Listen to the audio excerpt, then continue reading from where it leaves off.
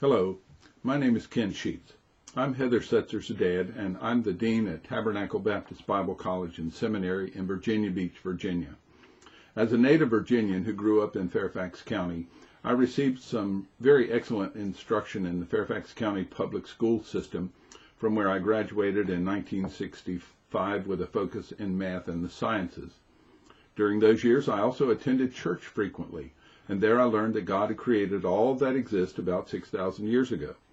This, of course, was in direct contradiction to what I'd learned in school, and though I didn't and don't recall being directly instructed in evolution, by the end of high school I had totally accepted the millions of years perspective. I trusted my teachers, both in church and especially in school. They could not be wrong. So in my mind, I resolved the millions of years or 6,000 years issue by thinking that the millions of years could not be wrong. Science had proved it. Thus, the Bible and what it said must be interpreted in some way that made both perspectives correct. After all, I had made many trips to the Smithsonian Museum in nearby Washington, D.C., and all of those amazing displays in the Natural History Building just demonstrated exactly what I had learned in school. My teachers could not be wrong. Evolution and millions of years was fact. I began staying away from church. After marrying and serving in Vietnam, I enrolled at the University of Virginia and eventually received my Bachelor of Science in Chemical Engineering in 1976. But I was totally secular, totally humanistic, and totally evolutionary in my thinking. While working for DuPont in Waynesboro, Virginia, we began attending church again, and I soon received Jesus Christ as God's payment of himself for my sin. But I still could not reconcile the millions of years or 6,000 years issue, even after moving to Kentucky and becoming involved in two good churches there. The pastors and preachers and Sunday school teachers, if ever, they almost never touched on creation, unless it was in some figurative way to make a point about something else. They never gave any evidence that the millions of years was wrong. Then I went to Tennessee Temple Baptist Seminary. Surely I'd find the answer there, but all I received was exhortation to believe the Bible and not the contrary perspectives of science. So no one ever taught me any evidence that what God's Word said was true and that evolutionary science was not. So, with a seminary degree, we went to Oregon to plant a church, but the issue lingered.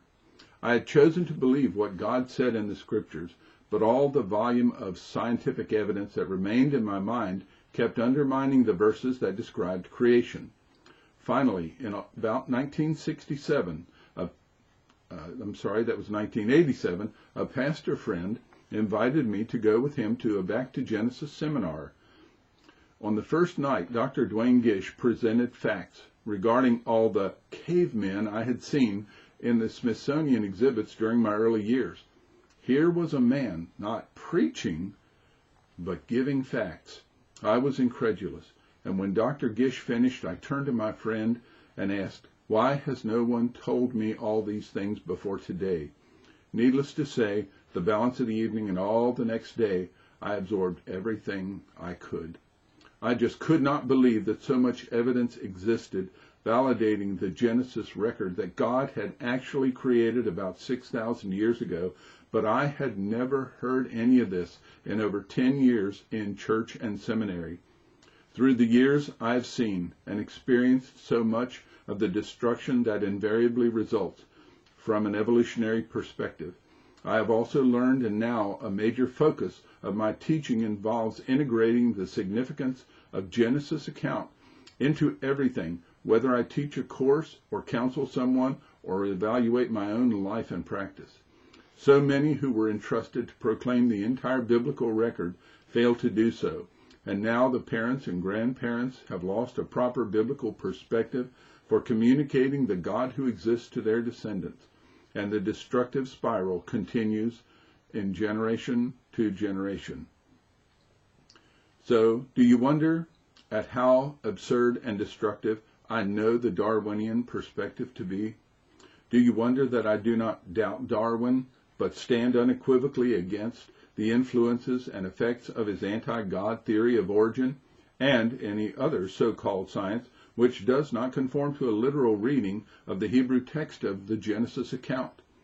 Do you wonder at my encouragement of Creation Family Ministries and the work of Jeff and Heather Setzer, that this work that they're doing to give the truth and proper evidences to the mind of every child and adult who will listen?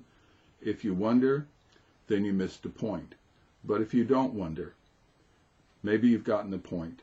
And why not join me in supporting them and encouraging their ministry of spreading this good news about our Creator God and all that He has done in all the world.